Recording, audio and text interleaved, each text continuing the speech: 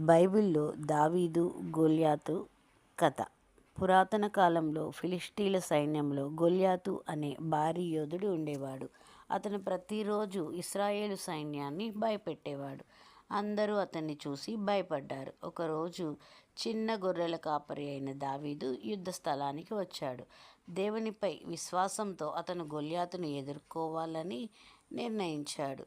దావీదు దగ్గర కేవలము ఒక వడిస మరియు కొన్ని చిన్న రాళ్ళు మాత్రమే ఉన్నాయి.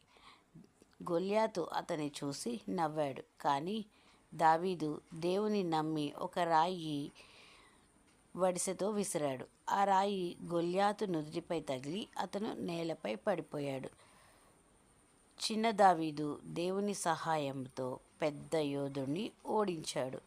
నీతి ఏంటంటే దేవునిపై విశ్వాసం ఉంటే అసాధ్యము కూడా సాధ్యమవుతుంది. దేవునికి సమస్తము సాధ్యమే.